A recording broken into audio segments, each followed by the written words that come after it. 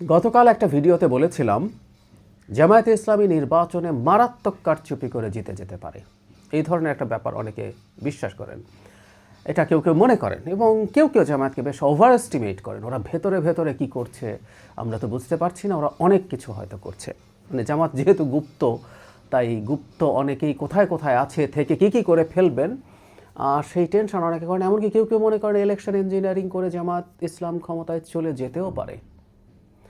আমি কি মনে করি, আমি বলেছিলাম যে আমি এই ব্যাপারে আমার অপিনিয়ন জানাবো। এটা সত্য, জামাত কারা কি কোথায় কিভাবে আছে এটা বোঝা খুব কঠিন। সরকারের ভেতরে এমন সব মানুষজনকে জামাত সিম্প্যাথাইজার হিসেবে আমরা দেখেছি। আমরা যেহেতু প্রতিষ্ঠাদের অনেকের সাথে কানেক্টেড আছি, যাদের সাথে তারা ডিল করেন তারাও ওদের সাথেও যোগাযোগ আছে। মানে এমন একজন উপদেষ্টা নাহিদ ইসলামকে জামাতের সাথে জোট করার জন্য চাপ দিয়েছেন বলে অন রেকর্ড ইত্তেফাকের এক্সিকিউটিভ এডিটর সালেউদ্দিন ভাই বলেছেন যে উপদেষ্টার নাম আপনাদের অনেকেরই বিশ্বাস হবে না। সো এই যে সারা বছর দীর্ঘ সময় সিভিল সোসাইটির গুরুত্বপূর্ণ সদস্য হিসেবে কাজ করেছেন, তাদেরকে আমরা উদার গণতন্ত্রী মনে করেছি, কিন্তু কোনো না কোনো স্ট্র্যাটেজিক কারণে অথবা তিনি গুপ্ত হয়ে তিনি আদতে জামাত। সো উপদেষ্টা পরিষদে আছে, সচিবালয়ে আছে, কোনো সন্দেহ নেই। আমি নিজে কাজ করতে গিয়ে ইউনিভার্সিটি গ্র্যান্টস কমিশনেও একটা কাজ করতে গিয়ে দেখেছি, ওখানেও গুপ্ত জামাত বসে আছে, যাকে বিএনপি মনে করেছে সে হয়তো তাদের লোক হতে পারে। সেরকম বিভিন্ন বিভিন্ন জায়গায় এটা আছে। মাঠ প্রশাসনে তো আছেই, ডিসি এসপিদের একটা অংশ গুপ্ত জামাত, মানে তারা জামাত হিসাবে আছেন। তারপর তো আমরা এটা দেখেছিও জামাতের সেই ষড়যন্ত্র, ইসলামী ব্যাংকের লোকজনকে বা অন্যান্য ব্যাংকে থাকা লোকজনকে কিভাবে দায়িত্ব দিয়ে ভেতরে বাইরে কাজ করাবেন। একটা মানে অনলাইন মিটিং ফাঁস হয়ে গিয়েছিল, সেটা দেখেছি। তো তাদের নানা রকম চেষ্টা থাকবে, তাদের টাকা থাকবে, তারা প্রচুর টাকা খরচ করারও চেষ্টা করতে পারেন।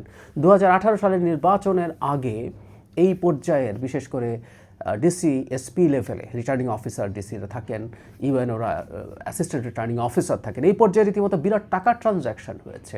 সো সব কিছু ঘটে তারা নির্বাচন জিতে যাবেন, জিতে যেতে পারেন, এই ধরনের একটা বোধ আমাকে অনেকে বোঝানোর চেষ্টা করেন। এগুলো হচ্ছে তাদের যুক্তি।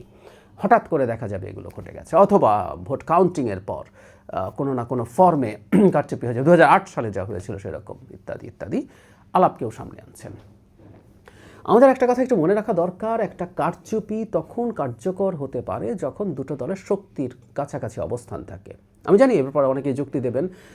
বিভিন্ন প্রতিষ্ঠানে কিছু কিছু জরিপে দেখা গেছে যে বিএনপি জামাত নাকি খুব নেক টু নেক। আমি ওই তর্কে যাচ্ছি না, আমি মনে করি ইটস হিউজলি ডিফারেন্ট। মানে দুজনের গ্যাপ আনবিলিভেবলি বড়। জামাত কোনোভাবে কাছাকাছি না, বহু বহু দূরে পড়ে আছে, বহু দূরে পড়ে আছে। এখন এই প্রেক্ষাপটে পারবে কিনা? আচ্ছা, ইলেকশন ইঞ্জিনিয়ারিং করে জেতা যায় কিনা? আমরা যদি 2018 সালের কথায় আসি, 18 সালের নির্বাচনের সময় শেখ হাসিনার কাছে সব কিছু ছিল। প্রশাসন, পুলিশ, মানে সচিবালয় থেকে শুরু করে মাঠ প্রশাসন, পুলিশ, সেনাবাহিনী, ভারতীয় গোয়েন্দারা বাংলাদেশের মাটি ছেয়ে ফেলেছিল, কোনো সন্দেহ নেই। ব্যবসায়ীরা, মানে গাছের পাতাও আমরা ফান করে বলতাম না, গাছের পাতাও আওয়ামী লীগ করতো। আচ্ছা, সে আওয়ামী লীগকেও কি 2018 সালে দিনের বেলায় কারচুপি করতে পারবে, এই সাহস করতে পেরেছিল? বিএনপির মতো এত বড় একটা দল যখন মাঠে থাকে, সে দিনের বেলায়ও এই চুরিটা করতে পারবে না, এটা শেখ হাসিনা জেনেছিলেন। কারণ শেখ হাসিনার কাছে আমাদের যে কারো চাইতে অনেক বেশি তথ্য ছিল। রাষ্ট্রীয় গোয়েন্দা সংস্থা আছে, নিশ্চয়ই ভারতীয় গোয়েন্দা সংস্থাও তাকে তাদের মতো করে রিপোর্ট দিয়ে গেছে। তার মানে শেখ হাসিনা বুঝতে পেরেছিলেন দিনের বেলায়ও তিনি এটা করে উঠতে পারবেন না, তাই তিনি রাতে সেল মেরেছিলেন, রাতেই কাজটা শেষ করেছেন। ওটা ছাড়া তিনি ক্ষমতায় থাকতে পারতেন না, ক্ষমতায় আসতে পারতেন না। তাহলে এটা বুঝলাম আমরা বিএনপির মতো একটা দল। আবার এখানে কিন্তু বিএনপির বিপরীতে আওয়ামী লীগের মতো, তখন কারণ তো আওয়ামী লীগ বিরাট পাওয়ারফুল দেখাচ্ছিল তাদেরকে, যেহেতু সব রকম সক্ষমতা, সব রকম শক্তি তাদের সমর্থনে আছে। সে আওয়ামী লীগ ও বিএনপিকে কারচুপি, ওরা কারচুপি করবে আর বিএনপি সেই মাঠে থাকলে সেটা পেরে উঠবে, তারা মনে করেনি। সেই তুলনায় জামাত এখন আদৌ কোনো শক্তি না। আর ধরে নিলাম মাঠ পর্যায়ে মাঠ প্রশাসনের কিছু গুপ্ত জামাত আছে, তারা জামাতের হয়ে কাজ করার চেষ্টা করছে টরছে। কিছু কিছু জায়গায় আরও কিছু গুপ্ত আছে, 2-4 জন উপদেষ্টা গুপ্ত আছেন, তারা কাজ করার চেষ্টা করছেন। নির্বাচন কমিশনে আছে। আওয়ামী লীগের সাথে পুরোটাই তাদের ছিল, সেটাই তারা দিনের বেলা কারচুপি করতে পারে না। আর কিছু কিছু গুপ্ত যদি থেকেও থাকে, তারা দিনের বেলা চুরি করতে পারবেন? মনে করি না। আরেকটা কথা জরুরি, সেটা হচ্ছে তাহলে কি রাতের বেলা করবেন? সেটারও সম্ভাবনা নেই। তার চাইতেও জরুরি কথা, সবচেয়ে জরুরি কথা, আওয়ামী লীগের সময় সবাই আওয়ামী লীগের হয়ে চুরি করেছিল, কারণ তারা জানতেন আওয়ামী লীগই ক্ষমতায় আসবে, সেটা রাতের বেলা হোক আর যেভাবেই করুক ক্ষমতায় আসবে, এবং আওয়ামী লীগ 41 পর্যন্ত ক্ষমতায় থাকবে, তাই তারা আওয়ামী লীগের সাথে অ্যালাইন্ড হয়েছেন। যে গুপ্ত জামাতরাও আছেন বিভিন্ন পর্যায়ে গুরুত্বপূর্ণ দায়িত্বে, রিটার্নিং অফিসার, সহকারী রিটার্নিং অফিসার, এসপি বা অন্যান্য কোনো জায়গায় প্রিজাইডিং অফিসার, যারাই আছেন না কেন, তারা জানেন, তাদের অন্তত তারা এখন চুরি করে জামাতকে চেষ্টা করবেন জেতাতে নির্বাচনে, কিন্তু তারা ভেতরে জানেন যে আসলে জামাতের গ্যাপ অনেক হাই, বিএনপি জিতে যাচ্ছে। তাহলে তাদের ভবিষ্যৎ চাকরি চুরি চামারি করে ভবিষ্যৎ চাকরি শুধু না, তারা শাস্তির মুখে পড়তে পারেন, এটাও তারা জানেন।